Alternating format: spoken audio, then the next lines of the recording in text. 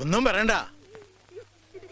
ആരോഗ്യമന്ത്രി ഉൾപ്പെടെ ഒട്ടനവധി പ്രമുഖർ പങ്കെടുക്കുന്ന ഒരു ചടങ്ങ് അലമ്പാക്കുക, ഒരു പോലീസുകാരനെ അതിക്രൂരമായിട്ട് നടുറോഡിലിട്ട് മർദ്ദിക്കുക, സമൂഹത്തെ മാന്യമായി ജീവിക്കുന്നവരുടെ മുഖത്ത് കരിവാരിത്തേക്കുക, ഇങ്ങനെയൊക്കെ ചെയ്യുന്നവരുടെ കയ്യും കാലും കൂട്ടി കെട്ടിട്ട് ദേഹത്ത് വെടിമരുന്ന് വെച്ച് തീ കൊടുക്കാൻ വേണ്ടേ? കർത്താവാണ് സത്യം. അതോടെ ഓൺ ദ സ്പോട്ടിലെ സ്കോട്ടാവും. അച്ഛാ വെറുതെ ഇടിക്കല്ലേ. രണ്ടിത്തരം കാണിച്ചത് ചിരിക്കാണ്. ഇതെന്തുട്ടച്ഛനത്? വിളിച്ചു വരുന്നത് വീക്ക് വെച്ചോ? ഞാൻ തൊട്ട് കാണിച്ചു പറയണ. ഈ കാണിച്ചൊന്നും പോരപ്പോ അല്ലേ? അന്ന് കുറ്റായിട്ട് പറഞ്ഞൊരു കുമ്പസാരിക്കാം. എനിക്ക് ഇപ്പൊ തന്നെ കുമ്പസാരിക്കണത്രേ. അതെ, വിശ്വാസികൾക്ക് പറഞ്ഞിട്ടുള്ള. എന്തുവാ അത്? ശരി, നമ്മളെ പോലുള്ള അന്യ സമുദായക്കാർക്ക് പറഞ്ഞിട്ടുള്ളതല്ലാന്ന് മനസ്സിലായച്ചോ? നന്നായിട്ട് മനസ്സിലായി. ഇതിനാണ് വർഗീയത വർഗീയത എന്ന് പറയാം. അപ്പൊ ശരി, ഈശ്വര മിശിഹായിക്ക് സ്തുതിയായിരിക്കട്ടെ. അസ്സലാമു അലൈക്കും.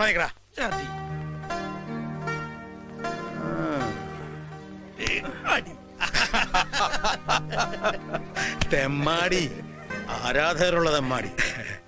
ഇന്നലെ തുമ്പിച്ചിട വന്നിരുന്നു. നിന്നോടുള്ള ദേഷ്യത്തിന് എന്നെ 1000 തെറിയാ പറഞ്ഞത്. ഇനി വിളഞ്ഞ കൈയും കാലും വിട്ടുവെന്നാ പറഞ്ഞിരിക്കുന്നത്. പിന്നെ അപ്പൊ എന്റെ കൈയും കാലും ഞാൻ സ്റ്റേറ്റ് ബാങ്കിൽ പണയം വെച്ചേക്കാണല്ലോ.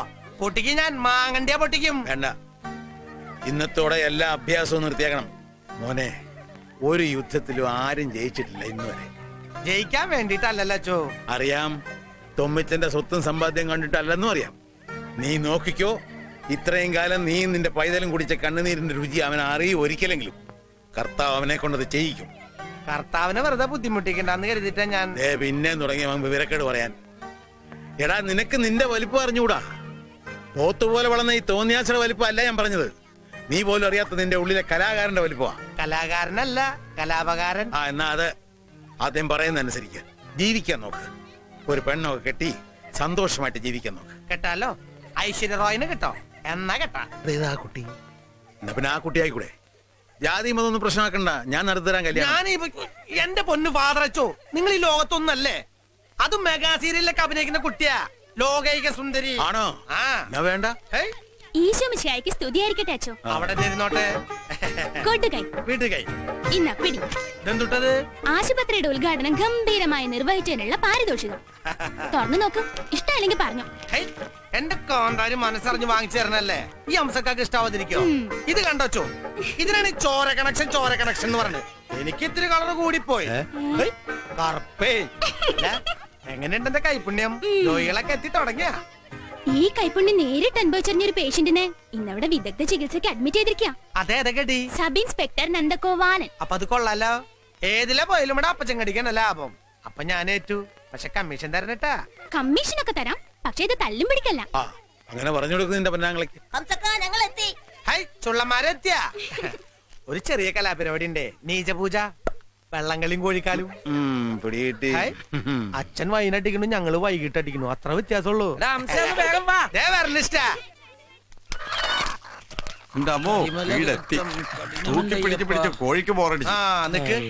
നിങ്ങൾ പുറകുവശത്ത് പോയി ഈ കോഴിയുടെ കാര്യം തീരുമാനത്തിലെത്തി. ഞാനൊന്ന് പോയി സോപ്പിട്ടിട്ട് വരാം.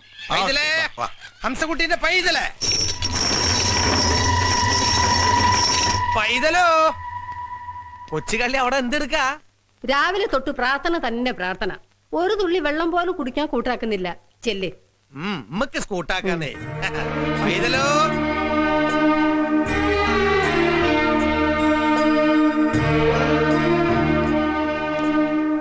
എന്തപ്പത്?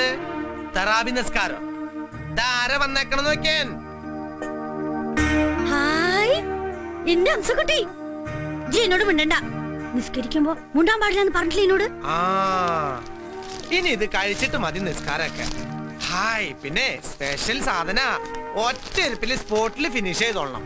പിടിച്ചേൻ.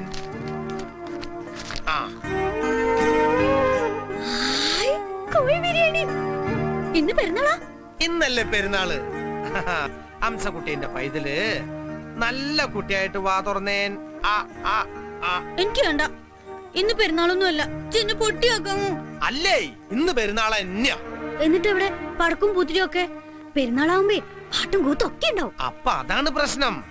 അതൊക്കെ നമുക്ക് റെഡിയാക്കാന്നേ. നമ്മുടെ പൈതലിന് പാട്ടും കൂത്തും വേണമെന്ന്. ഞങ്ങൾ റെഡി.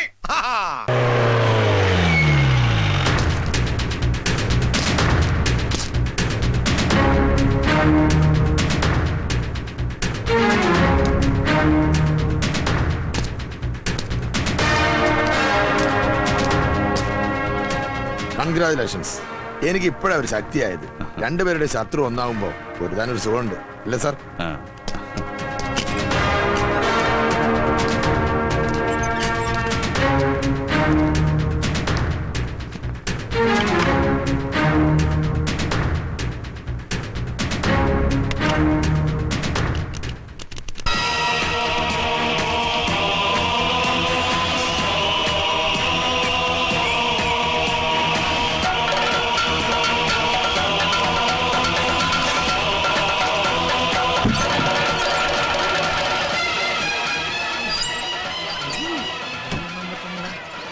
അയ്യോ പറയണ്ട, അവിടെ സീറ്റുണ്ട്.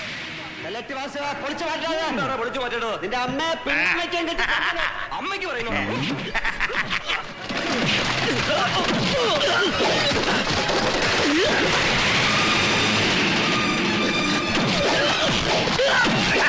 തുടങ്ങിട്ടാ പൂശല്. ലാലേട്ടൻ പൂശ പിന്നെ എപ്പ സ്കൂട്ടാ എന്ന് ചോദിച്ചാ മതി മക്കളെ. ഹാ, എങ്ങനെയാ മുതലിനെ കണ്ട മിണ്ടാണ്ടിരിക്കണേ? പൂശണം പൂശ കണ്ട.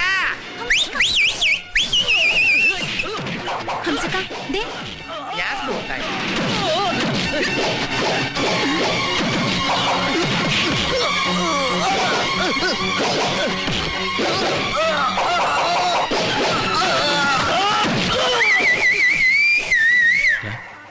ഇത് കേസ് കെട്ടാണെന്നാ തോന്നുന്നത്. കോമ്പിനേഷൻ അത്ര ശരിയല്ല. എനിക്കും തോന്നുന്നു. ഒന്ന് മുട്ടി നോക്കിയാലോ? എടാ, അത് കുപ്പി കണ്ട കംസയാ. ഓ പിന്നെ ഏത് കുപ്പി കണ്ടായ നമുക്കെന്നാ അല്ലടാ.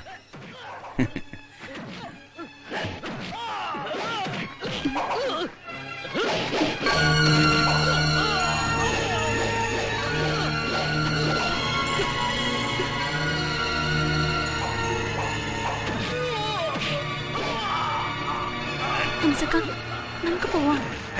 തുടങ്ങിയപ്പോഴേക്ക് പോവാന്നോ? ഞാൻ സ്കൂട്ടായിന്ന് പറഞ്ഞില്ലേ? അതല്ല, നമുക്ക് പോവാം.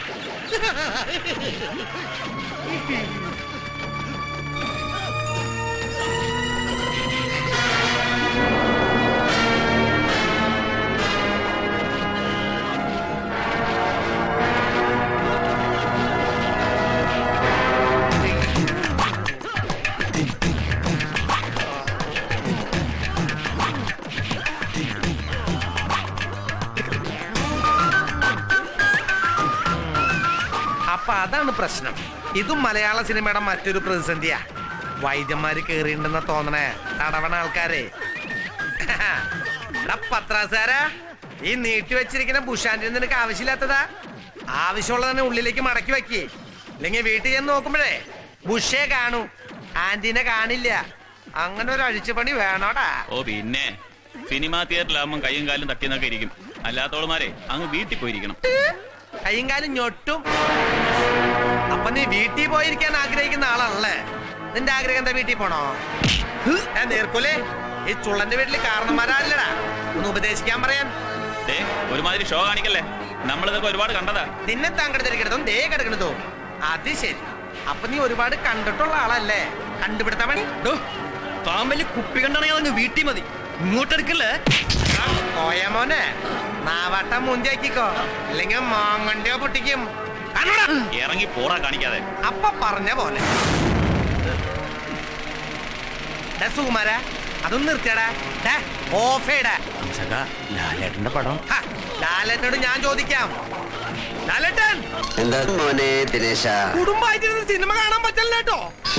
ഇതാരാ മോനെ ദിനേശ ഈ എരപ്പാളത്തിലോ കാണിച്ച്? ആൾക്കാരൊക്കെ എനിക്കറിയാം. ഒരു 5 മിനിറ്റ് എനിക്ക് തരോ ലാലേട്ടാ?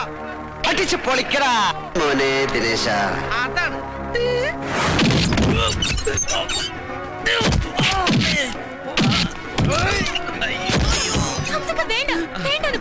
ആരില്ല, അതിലിപ്പോ തീരുന്നേ. മോള് സമാധാനമായിട്ട് പോയിരിക്കും. ഇവന്മാരുടെ അണ്ണാക്കിൽ ഒരു എല്ല് കൂടുതലാ. നീ എന്റെ പെങ്ങളെ ഞൊട്ടും അല്ലടാ.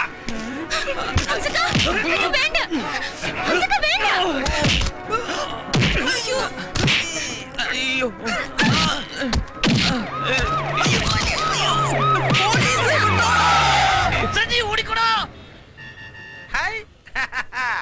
വന്നല്ലേ അമ്മമാര്. അപ്പൊ നീയായിരുന്നല്ലേ കൂടെ? ഇവിടുന്ന് വിളിച്ചു പറഞ്ഞത് കൂടെ 10-25 വയസ്സുള്ള ഒരു പീസ് കൊണ്ടെന്നാ. ഇപ്പൊ മനസ്സിലായില്ലേ? ഇവന്റെ കൂടെ നടന്നാ കിട്ടുന്ന മേൽവിലാസം അച്ഛൻ കണ്ട നൊമ്മിച്ചന്റെ മോള് പുതിയ ലേബൽ ഉണ്ടാക്കാൻ നടക്കാം ഹായ്. അളിയോ ആവശ്യത്തിന് തല്ലാനും തലോടാനൊക്കെ തൊമ്മിച്ച് ഒരെണ്ണത്തിന് പെർമനന്റ് ആയിട്ട് തന്നണ്ടല്ലോ. ഈ സുഷ്കാന്തിക്ക് അവിടെ കാണിച്ചാ പോരെ. ഞാൻ വിളിച്ചിട്ടാ ഇവള് വന്നേ. ചെറ്റ് ഇവളെ വിളിച്ചിറക്കിക്കൊണ്ട നീ ആരടാ തന്തയോ? വെറുതെ ഇട്ടിട്ടിക്ക ഒരു ജാതി ഷോസ്റ്റ. കൊഴപ്പൊന്നുമില്ലെന്നേ, ആളൊരു കിറുക്കനാ. പിന്നെ ഈ തല്ല് ഇവൾക്ക് വേണ്ടിട്ട് വാങ്ങണതാ.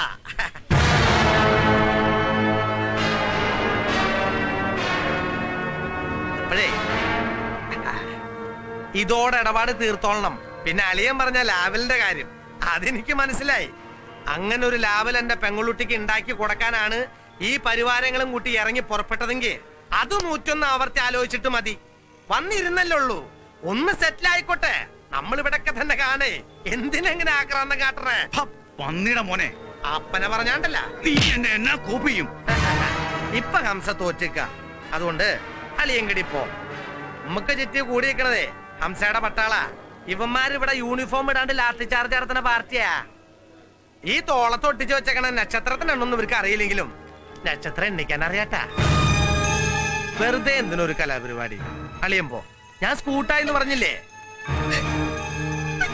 ഹൈ, ദേ കണ്ട ഇവിടെ ഒരാൾ കണ്ണീർവാദം പ്രയോഗിക്കാൻ തുടങ്ങി. സാരില്ല, മോള് ചെൽ. ഹൈ, ഓ സാറേ എടുക്കും ഞാൻ നിന്നെ. ആയിക്കോട്ടെ, എപ്പോഴാന്ന് പറഞ്ഞാ മതി, ഞാൻ വരാം. കേരള ജീപ്പില്